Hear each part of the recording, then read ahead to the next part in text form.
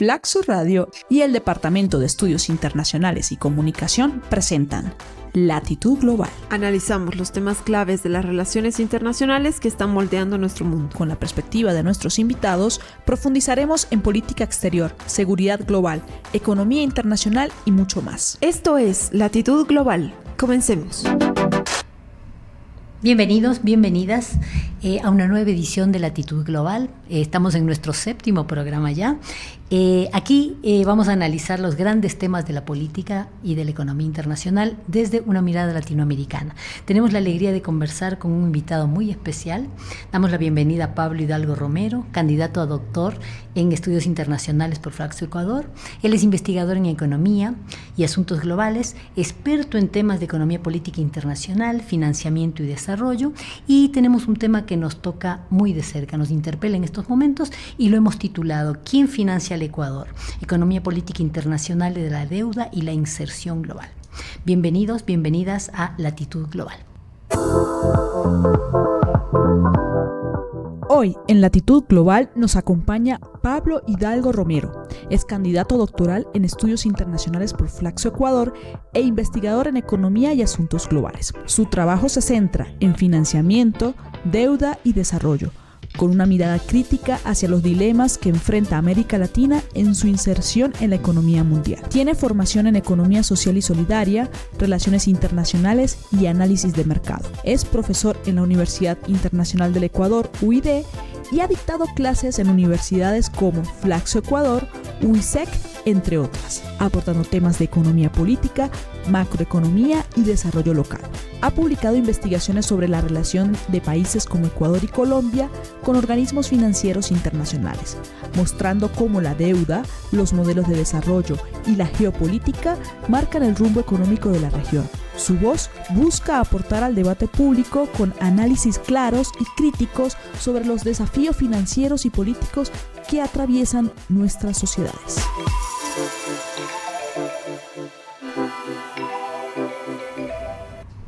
Bienvenido, Pablo. Queremos agradecerte que nos acompañes hoy. Esta es tu casa, el Departamento de Estudios Internacionales es tu casa desde hace rato, así que estamos muy contentas hoy de que nos acompañes acá.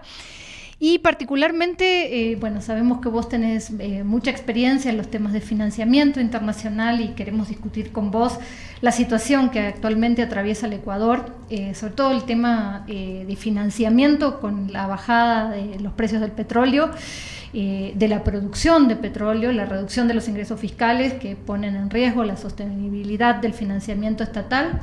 Y un poco conversar, yo sé que vos sos un experto en esto, conozco tu trabajo sobre el tema de condicionalidades, de los distintos ciclos de financiamiento y en este nuevo escenario cada vez más entre la competencia, ¿no?, entre Estados Unidos y China que deja al Ecuador a veces con opciones que son bastante complejas. Y por eso queríamos preguntarte primero un poco que nos contaras cómo ves este péndulo de financiamiento en el Ecuador, ¿no? Porque ha habido diferentes ciclos de financiamiento, ciclos donde ha habido mucho financiamiento del fondo, del banco, y otros ciclos donde hemos dependido mucho más del financiamiento chino. Entonces, un poco cómo ves estos ciclos distintos de financiamiento, en los últimos 15, 20 años y dónde nos ves parados hoy. Bueno, muchísimas gracias por la invitación. Muchas gracias, Isabel, Cintia. Es un gusto poder estar esta tarde con ustedes, compartir este espacio y la verdad es muy enriquecedor poder conversar sobre estos temas en Flaxo, que es espectacular. Ok, bueno, me parece importante comenzar entender también cuál es el rol de Ecuador, digamos, dentro de la región. Es decir, estamos hablando de un país que es periférico, es un país que tiene, aparte además, un esquema de dolarización primario exportador, y eso digamos que de una u otra manera de entrada restringe nuestras opciones que tenemos en términos de política económica y también restringe mucho el margen que nosotros tenemos en el escenario internacional. Digamos que entre los últimos 15, 20 años tal vez me iría un poquito más porque no podemos entender la realidad que vivimos hoy sin entender lo que fue la crisis financiera del año 99 y entender que todas esas medidas que se tomaron en los años 90 tuvieron un impacto importante desde el 99, que nos obligó a adoptar un esquema de dolarización la crisis financiera y de toda la política posterior, ¿no? Que no solamente estas medidas tuvieron efectos a nivel económico, macroeconómico, sino también político. ¿Y por qué lo menciono? Es porque nosotros estamos viendo hoy, en cuanto a la relación de Ecuador, tanto con el Fondo Monetario y con China, un resultado de eventos que fueron sucediendo, y una de esas cosas, uno de esos eventos importantes fue, podríamos mencionar primero, que desde el año 2000 hasta el año 2004 se firmaron cartas de intención con el Fondo Monetario. En el 2005... Hasta el 2005 se firmaron, luego ya no se firmaron cartas, luego sabemos vino el gobierno de Correa y lo que hizo fue un alejamiento del Fondo Monetario, obviamente porque había un contexto del boom de los commodities, ¿no? Vino la crisis financiera del 2008 y también emerge China, que desde la primera década de los 2000 como un actor importantísimo, ¿sí? Entonces eso hizo que, bueno, de una u otra manera Ecuador tenga otras opciones y por eso viene el proceso de diversificación de fuentes de financiamiento, que me parece importante mencionar. Además, ya desde el año 2017, cuando hubo cambio de gobierno, se vuelve a firmar un programa con el Fondo Monetario y básicamente lo que nos está diciendo este programa es nuevamente volvamos a las condicionalidades de tipo neoliberal con el fondo. Ojo, yo creo que hay que matizar algo que es importante. Siempre es fundamental que el país pueda cuidar su salud macroeconómica a través de la eficiencia y la optimización del Estado. O sea, eso no se puede negar. El problema es cuando se aplican estas medidas de forma un poco más agresiva y sin cuidar tanto el interés social, sin cuidar tanto a los grupos vulnerables. Ahí es cuando tenemos las mayores dificultades y que la literatura además existente menciona que siempre el ajuste recae en los quintiles más bajos de la población. Ahora, en el caso de China tampoco podemos mencionar que todo es bueno, todo es malo. O sea, nosotros tuvimos que acercarnos a China a través de las preventas petroleras. Que eso significa, de una u otra manera, tener recursos frescos, pero al mismo tiempo implica el extractivismo, es decir, dañar de una u otra manera el medio ambiente por recursos líquidos inmediatos. ¿Qué es necesario en una economía dolarizada? Porque nosotros no tenemos otra fuente de ingresos en ese sentido, de recursos líquidos. Entonces me parece que, bueno, estamos en un péndulo. Ecuador necesita diversificar sus fuentes, pero tampoco tiene tanto margen. Al menos tenemos una opción, que es China. Y bueno, creo que los datos lo demuestran, es decir, entre el Fondo Monetario y China todavía hay una diferencia importante en cuanto a deuda, pero sí te da un margen por lo menos un margen de negociación. Yo creo que eso también es importante destacar. ¿Qué te parece, Pablo, en este programa de Latitud Global con Cintia Quiliconi? Sí, hablamos un poco de cuestiones más domésticas.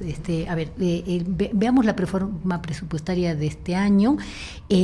Supuestamente se proyecta menor ingreso petrolero que el que estaba previsto inicialmente, ¿no es cierto? $57 por barril frente a los 63.7 que estaba previsto, y hay como una mayor dependencia, tú lo has dicho, de esta economía primarizada, de esta economía dolarizada, de 5.800 millones en créditos multilaterales. O sea, ¿cómo te parece a ti que sería posible enfrentar esta dinámica de caída en la producción y en los precios del petróleo? ¿Cómo impactaría eso en la economía nacional? ¿Y cuáles son, digamos, las perspectivas en cuanto a otras fuentes de financiamiento? Me parece, primero, si bien estas son las perspectivas que tenemos que no son alentadoras, también algo que no se habla mucho en los medios y en la prensa es cómo tenemos más ingresos. Es decir, no estamos hablando, por ejemplo, de la optimización del gasto tributario, que se debería hacer y que es algo fundamental, porque no solamente podemos pensar en cayó el precio del petróleo y no vamos a tener recursos, que es algo que estamos viendo que va a suceder. Hay opciones, por ejemplo, en temas petroleros, que es explotar partes de campos que ya se encuentran activos, del campo de Amistad, por ejemplo. Pero también debemos pensar fuertemente, en el gasto tributario, en la optimización y eficiencia del gasto. Y aparte que se ha manejado de una u otra manera en cuanto a los tiempos políticos del gasto, y por eso el déficit fiscal, si vemos en estos primeros 6 meses, se incrementó. Y es justamente porque coincidimos con un año de elecciones. Entonces el déficit fiscal, como justamente se incrementó por las elecciones y por los bonos y las transferencias monetarias que se hicieron a familias de escasos recursos, por un lado es lo que se plantea, por un lado es lo que se planifica, y por otro, muy distinto, es lo que en realidad sucede, ¿no? Entonces eso también es importante como analizarlo.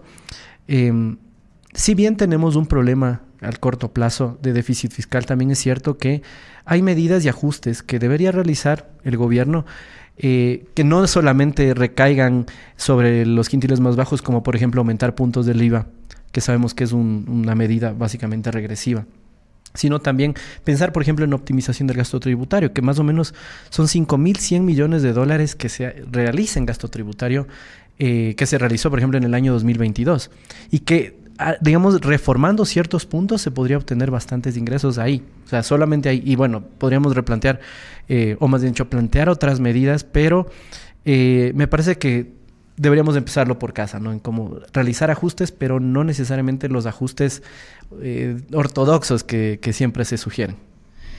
Te quiero llevar de vuelta al ámbito internacional. Hay una división acá doméstica del trabajo, diría, no internacional.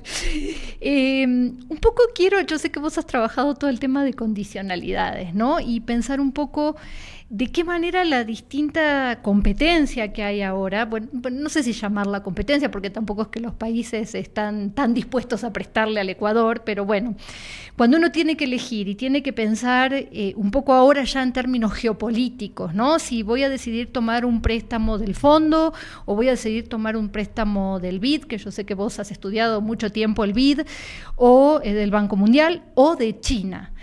¿Cómo ves la diferencia en los distintos tipos de condicionalidades? Sabemos que hay condicionalidades que son explícitas, hay algunas que son implícitas y hay otras que hay una especie de condicionalidad silenciosa que por ahí tal vez es la de China. ¿Cómo ves esas diferencias?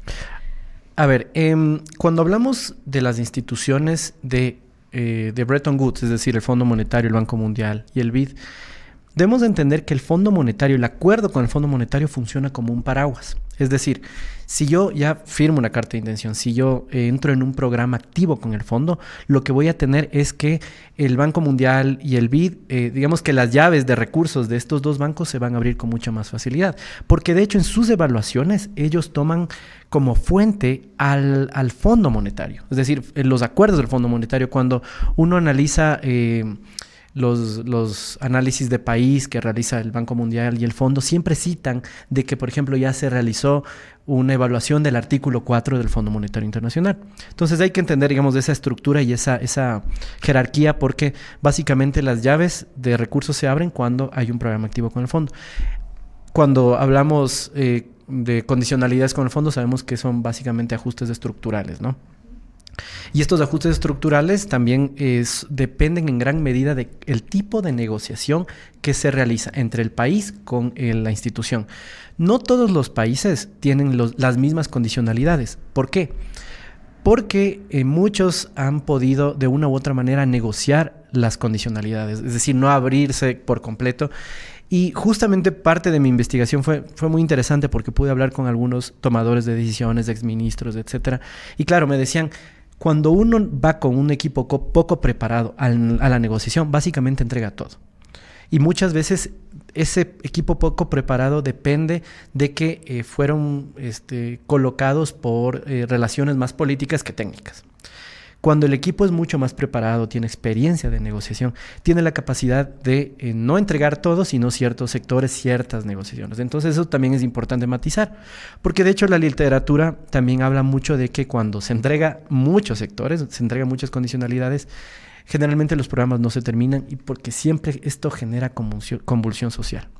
Ahora, cuando vemos, digamos, la contracara con China, lo que vamos a tener es básicamente que China, la deuda no es necesariamente bilateral con el gobierno de China, sino que se hace a través de sus instituciones, es decir, del Banco de China, del Banco Asiático de Infraestructura, del Exim Bank. Entonces tenemos diferentes instituciones y digamos que los acuerdos, porque digamos estas relaciones son comerciales, no son de bancos comerciales, pero los acuerdos están desde el otro lado, digamos, de forma bilateral a través de preventas petroleras, que como digo, tampoco es algo deseable, pero creo que me parece que ahí la importancia radica en cómo el país logra tener la cintura necesaria para poder diversificar sus fuentes de financiamiento.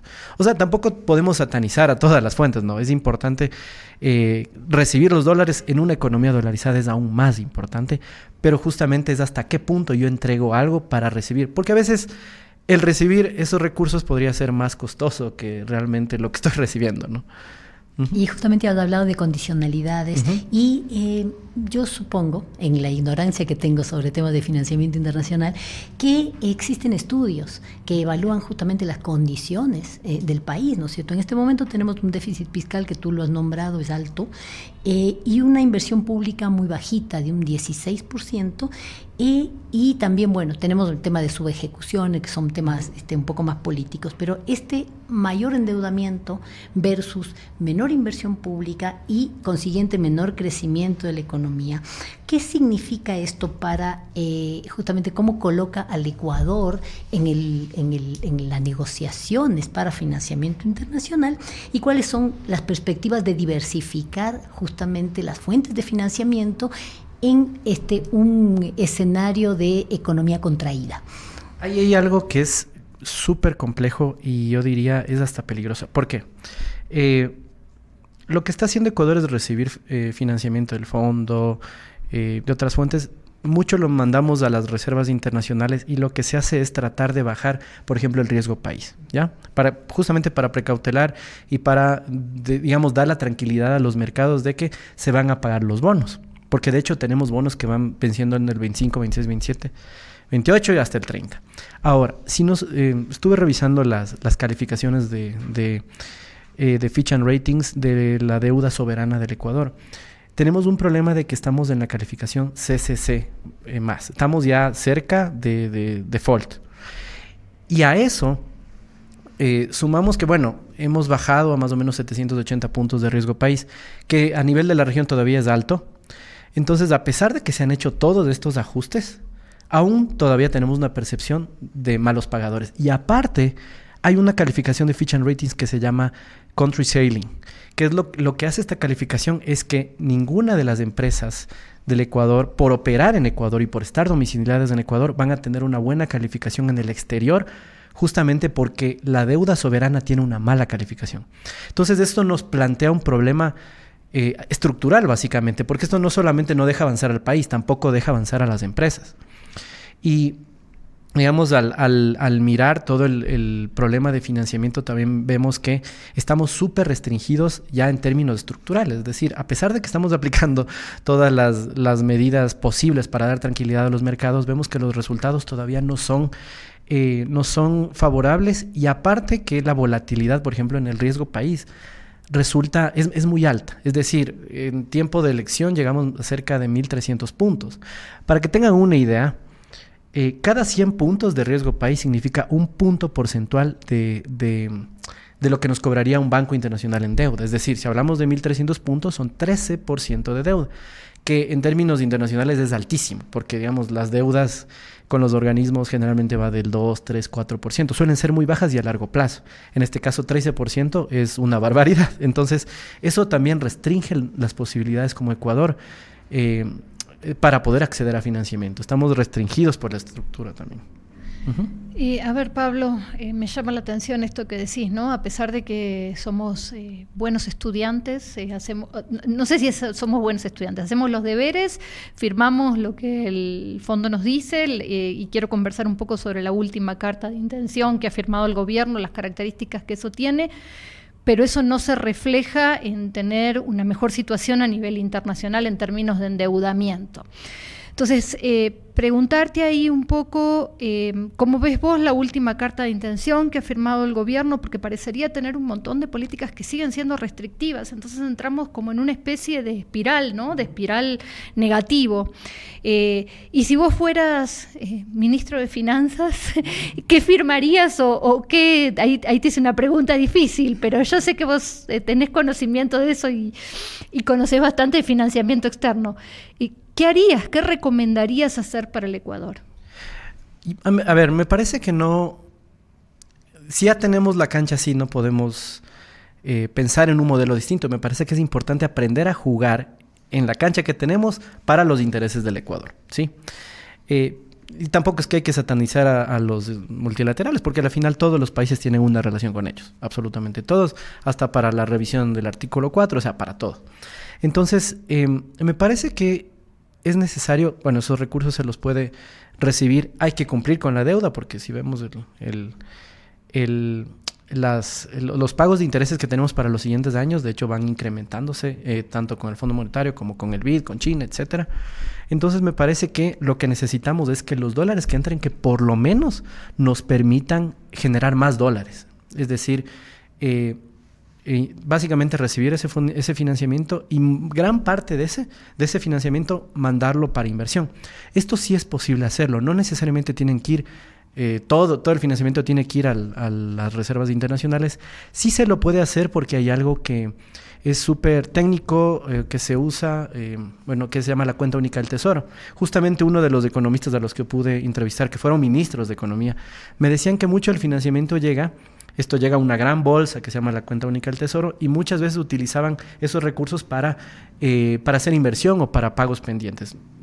El problema es cuando tenemos la irresponsabilidad de traer eso y solamente hacer, digamos, pagos de nómina, pero no utilizamos eso para inversión. O sea, haciendo un proceso de inversión pública, a pesar de que mis amigos más ortodoxos no estarían tan de acuerdo, pero me parece que a través de procesos de inversión pública lo que sí podríamos es aumentar al corto plazo el ingreso tributario, y eso nos podría dar más recursos justamente para pagar la deuda y también para continuar en ese proceso, en ese círculo virtuoso, que es algo que aplica a muchos países. Es decir, hay varios países que tienen una estrategia mixta. Por un lado, recibimos los recursos, los guardamos para el pago de deuda, pero por otro lado invertimos para dar tranquilidad también a los inversionistas extranjeros para poder atraer más dólares a través de, no sé, presentarles infraestructura, presentarles proyectos atractivos, que es algo que sí puede suceder. Es decir, no podemos satanizar que todo lo público es malo y lo privado es bueno.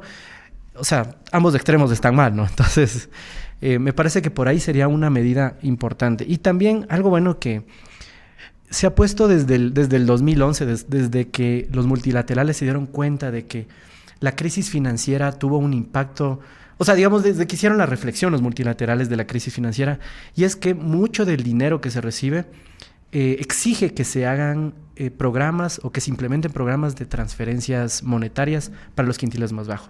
Yo creo que eso es algo importante y es algo que sí se debería fortalecer, porque digamos ahora es mínimo, pero se podría hacer, por ejemplo, como programas sociales con bonos variables para poder combatir otros problemas que tenemos como la desnutrición, el analfabetismo, que serían también fundamentales. Es decir, y eso además tiene una utilidad, una rentabilidad política, o sea, es económico y es político. Entonces me parece que por ahí también se podrían aplicar ese tipo de medidas. Yo tengo ahora dos preguntas. Escuchándote y aprendiendo de todo lo que Pablo nos está compartiendo, dos cosas. La primera, yo había escuchado que hay ciertas condicionalidades del Fondo Monetario Internacional que impiden justamente hacer inversión pública con sus créditos. Entonces eso quería preguntarte primero, si esto es así, cómo se manejaría en términos de negociación. Y me gustaría mucho preguntarte a ti cómo estás, que hagas como una pequeña evaluación de estos procesos que se están planteando de diversificación de las fuentes de financiamiento, es decir, no solo los multilaterales, sino tú dices más deuda soberana, bonos privados, otros socios. Entonces, ¿hasta qué punto esto puede hacerse de una manera que no deje más frágil la economía futuro y al mismo tiempo que genere estas posibilidades que dices tú de generar que los dólares se queden acá o atraigan algún tipo de inversión precisamente para el crecimiento? A ver, me parece que por una parte, o sea, no podemos solamente pensar que las fuentes tienen que ser como la estamos manejando ahora, es decir, bonos, instituciones internacionales y China. O sea, me parece que sí es momento, porque a la final, tarde o temprano va a ser insostenible la deuda, entonces es necesario pensar justamente en la multiplicación de los dólares a través de la inversión pública. O sea, me parece que es una opción que no podemos descartar. Algo que se ha oído bastante es que no es recomendable que el Estado genere inversión, o más bien dicho, genere proyectos de inversión, porque el Estado siempre es ineficiente. Entonces me parece que hay muchos países que juegan justamente con esa política, ¿no? De intervenir, y es lo que dice además del neoestructuralismo cepalino. O sea, el Estado no debe intervenir en todo, pero sí en sectores estratégicos que le permitan rentabilidad social, rentabilidad económica. Y también en la primera parte que me había mencionado Isabel, me parece algo que, o sea, porque digamos es verdad lo que dice que el dinero del fondo no se puede utilizar para proyectos, pero de mi investigación y también un poco de la experiencia que he podido ver cuando he estado trabajando en el Banco Central, fue que justamente el dinero llega a esta gran bolsa que se llama la cuenta única. Entonces lo que me decían justamente los ministros, sí, es verdad que no se puede en teoría, pero lo que sucede es que como llega a esta gran bolsa, digamos, el dinero se licúa con todo el dinero, además que viene a través de los tributos, de pagos, etcétera, y sí se puede utilizar, digamos, de forma estratégica, sin que esto implique el no pago de la deuda, ojo, porque además son manejos internos del gobierno que sí se pueden utilizar. Entonces, obviamente es importante que la planificación fiscal contemple el pago de intereses puntuales como tiene que ser, porque si no se paga, obviamente ya saben, la calificación puede ser peor, pero esto no significa que no se pueda realizar inversiones. Ahora, lo que sí tenemos es una subejecución y eso más parecería que esa subejecución es más a propósito, en parte por desconocimiento y bueno, por otros aspectos de tipo de corrupción, etcétera, que hay en el gobierno, pero digamos que ese es otro tema. Pero es fundamental también analizar eso, porque si nosotros estamos subejecutando a propósito, a la final lo que estamos haciendo es que el costo de oportunidad social que podría haber para ese financiamiento es enorme. Uh-huh. Y a ver, un poco en línea con lo que estabas comentando, ¿no? En este panorama, el gobierno de Noboa busca generar $585 millones adicionales con el impuesto a utilidades retenidas y con la eliminación gradual de subsidios a sectores como el atunero, el industrial y el aéreo. Y ahí un poco preguntarte, ¿no? En esto que vos pensabas, en otro tipo de estrategias, ¿crees que esta es realmente son políticas adecuadas o tal vez estas medidas pueden tener impacto sobre las exportaciones y sobre la atracción de inversión extranjera directa? A ver, me parece que 580 millones, ya viéndolo en global con un presupuesto que tiene más o menos 35,000 millones, es algo marginal. Y de hecho, tal vez la medida más fuerte que pudo atraer más recursos fue subir el IVA. Se subieron 3 puntos, más o menos eran 1.500, 1.600 millones, y curiosamente se le debía al fondo 1.500, 1.600 millones, entonces son coincidencias. Pero hay que recordar que, digamos, el problema del Ecuador es que no tenemos un programa económico estructurado integral, o sea, pensado. No, me parece que esa es la falta. Lo que nos queda debiendo el gobierno hasta el momento de tener un plan estructurado. Ok, vamos a hacer justamente esas reformas en los sectores atuneros, pesqueros, etcétera, pero debe estar dentro de un plan de desarrollo y no lo vemos. Vemos que es más bien parches, que está desarticulado y sí, vamos a poder tener más recursos, pero yo creo que esto no va a tener un impacto en la inversión extranjera ni para bien ni para mal, porque finalmente la inversión extranjera en los últimos años se ha concentrado en minería y básicamente minería canadiense. Entonces no es que estamos presentando oportunidades para algo distinto, algo positivo ni negativo. Entonces me parece que justamente habría que repensar también el qué tipo de inversión queremos atraer. Los más ortodoxos dicen, bueno, demos de estabilidad jurídica, quitemos tantas, por ejemplo, en temas laborales, tantas trabas que tienen para contratar trabajadores, etcétera. Sí, pero ¿qué tipo de inversión estamos buscando atraer? O sea, si queremos solamente atraer inversión que está basada en el extractivismo o queremos inversión que más bien esté vinculado con temas de desarrollo, de tecnología, de innovación o de agregación de valor en nuestras industrias, que es algo que no tenemos todavía. Entonces me parece que en conclusión de esta pregunta, realmente son medidas parche que no contribuyen necesariamente a una mejora sustancial del presupuesto. Bueno, nos dejas bastante preocupadas, Pablo, con todo lo que nos estás diciendo, porque estamos viendo justamente la falta de una política económica con mirada nacional, encaminada al desarrollo, ¿no es cierto? Entonces, pensando un poco en el futuro del país, ¿no es cierto? ¿Cómo evalúas tú las posibilidades del Ecuador para poder construir un modelo de financiamiento que no dependa tanto de la coyuntura internacional o de los precios internacionales del petróleo que van y se derrumban, ni de estos endeudamientos parche que dices tú, ¿no es cierto? Entonces, ¿qué posibilidades hay de hacer esto, como decía una presidenta latinoamericana, con la gente adentro, porque el asunto es que a lo mejor se generan unos lindos números macroeconómicos y la situación de las familias se deteriora, ¿no es cierto? Entonces, ¿cómo ves tú estas perspectivas de la economía nacional y qué nivel de compromiso podría tener una macroeconomía sana con propuesta de desarrollo en un proyecto de endeudamiento, digamos, más pensado, iba a decir una palabra más peyorativa, y cómo puede impactar esto en la dolarización? Porque, o sea, te lo digo por esto, en algún análisis que había compartido con algunos colegas, decían, bueno, la dolarización fue necesaria en un momento desde el punto de vista de las élites económicas y políticas, o sea, cuando estas mismas élites, ¿sí?, que a lo mejor se están beneficiando de el endeudamiento externo, les deje de convenir, la dolarización se va a caer, o sea, no sé. Bueno, ahí hay varias preguntas. Muchas, sí. Bueno, quiero aprovecharte al claro, máximo. A ver. Primero me parece hablar sobre el modelo de desarrollo, que es fundamental, porque es que si no cambiamos del modelo de desarrollo, pues no podemos hablar del resto de medidas. Y realmente al corto plazo no se ve un cambio.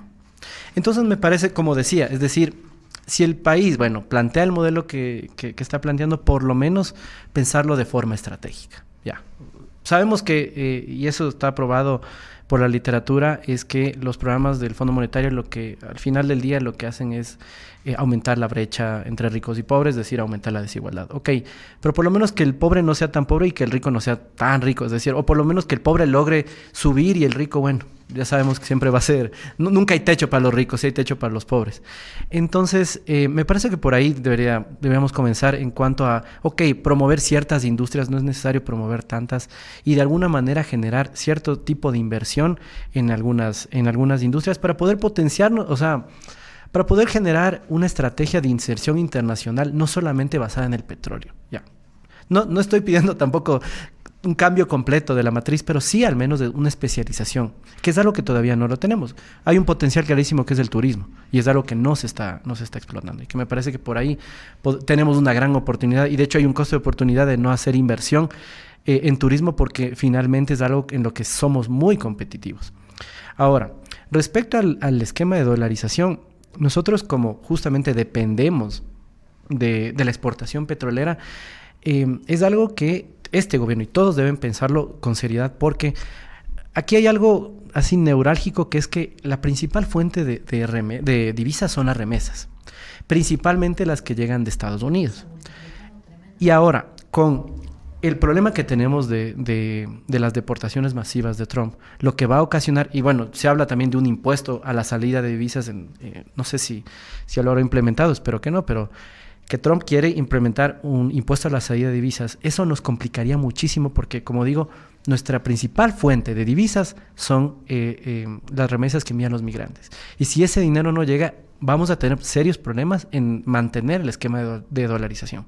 Entonces, ya ven que no estamos tampoco tan desconectados. De hecho, estamos muy conectados con Estados Unidos justamente por estas políticas. Y como ustedes saben, las cifras de inmigrantes que han sido arrestados porque han intentado cruzar la frontera han disminuido enormemente, y eso de una u otra manera sí desincentiva el envío de remesas de nuestros migrantes ilegales. Entonces eso nos complica muchísimo, y justamente por eso digo, es por ejemplo, aprovechar el turismo para poder atraer dólares, y de esa manera, de una u otra manera, ir con el paso del tiempo regulando el tema de mantener la liquidez, ¿no?, de la reserva, de la oferta monetaria, porque si no, esto va, en unos pocos años vamos a tener un serio problema de falta de liquidez, y eso viene con muchos otros problemas sociales. Te voy a hacer una última pregunta para terminar. Te quiero llevar un punto más allá. Son dos cosas que se me ocurrieron mientras estabas conversando esto con Isa. A ver, lo del turismo suena muy lindo, pero el tema de inseguridad y crimen organizado es un costo enorme para el turismo en este momento, y sabemos que por ahí es muy difícil, sin resolver un poco ese tema, poder pensar en el que el turismo se vuelva una fuente interesante de recursos. Y de la mano con eso, un poco pensando en la visita de Marco Rubio por estos días a la región, que me parece que no es un dato menor, con una agenda donde aparece el tema de las relaciones con China también, sabiendo que en estos días aceptamos recibir refugiados de terceros países, que es una imposición desde Estados Unidos, que es algo que el presidente había dicho que no iba a hacer. Me quedo pensando en si este margen de maniobra sobre el que estuvimos discutiendo, sobre si uno puede tomar algunos préstamos chinos y seguir recibiendo financiamiento chino, y al mismo tiempo esto que vos mencionabas, Estados Unidos sigue siendo muy importante para nosotros por el tema de las remesas, porque al final somos un poco de patio trasero y porque este gobierno tiene la impronta que tiene en sus relaciones con Estados Unidos. ¿Crees que con todo este escenario complejo, China va a poder seguir siendo esa fuente de financiamiento o que tal vez en este escenario se pueda complejizar ese tema? Es una muy buena pregunta. Me parece que por buena o mala suerte no somos geoestratégicos, por ejemplo, como Panamá. Y porque, claro, digamos, Panamá por el canal, ustedes saben las presiones que tuvo Estados Unidos, o Panamá de Estados Unidos, entonces no tenemos un puerto así como el que está en Perú. Entonces, eso nos ayuda de una u otra manera a no estar tan en el foco de las prioridades de Estados Unidos en la región en cuanto a la influencia de China. Y de hecho, por eso, hace pocas semanas hubo la visita de Noboa a China, y justamente se concretaron préstamos. Entonces me parece que todavía tenemos como un espacio para poder seguir recibiendo financiamiento, pero tampoco sabemos qué otras imposiciones nos va a generar Estados Unidos, ¿no? Entonces me parece que todavía hay un margen, o sea, que no lo vería tan pesimista por lo que digo, porque no somos geoestratégicamente tan importantes, pero creo que sí hay un espacio, pero también hay que estar mirando, bueno, qué más nos va a solicitar. Porque justamente la reducción de los aranceles, en parte fue por eso, o sea, porque hemos aceptado recibir los refugiados de terceros países y que, claro, también entendiendo cuál es la estrategia que ellos tienen, que seguramente logísticamente se quedaron complicados en poder deportar a todos sus países, entonces necesitan países de tránsito. Ahora, ¿qué problemas de esto nos va a generar? También va a ser algo gravísimo porque recordemos nuevamente, Ecuador es un país con dólares y al tener dólares es una buena opción para que quienes lleguen deseen quedarse. O sea, es un país que tiene ese bien y ese mal al mismo tiempo. Entonces, no es un tema menor. De hecho, vamos a tener que seguirlo pensando y analizando y también pensar en ese contexto porque finalmente mucho muchos migrantes venezolanos, por ejemplo, miraron a Ecuador como una opción fundamental por el dólar, ¿no? Por la estabilidad que generaba. Entonces vamos a tener como un escenario similar con migrantes de otras nacionalidades. Bueno, creo que hasta aquí llegamos. Solo una cosa, no te voy a preguntar, pero te voy a decir, no somos tan estratégicos, pero tenemos Galápagos. Y no es poco, estratégicamente, no es poco. Hay que empezar a pensar en eso porque se puede volver en un punto estratégico en disputa en este escenario geopolítico. Pero bueno, con esto concluimos la edición de hoy de Latitud Global. Hemos hablado de deuda, financiamiento, soberanía con un experto. Temas que van mucho más allá de los números. Pablo los hace bastante fáciles de entender. Con una mirada crítica y propositiva. Bueno, agradecer a Angélica Rodríguez, que siempre nos apoya en la emisión del programa, y también a Angie Mora. Isa.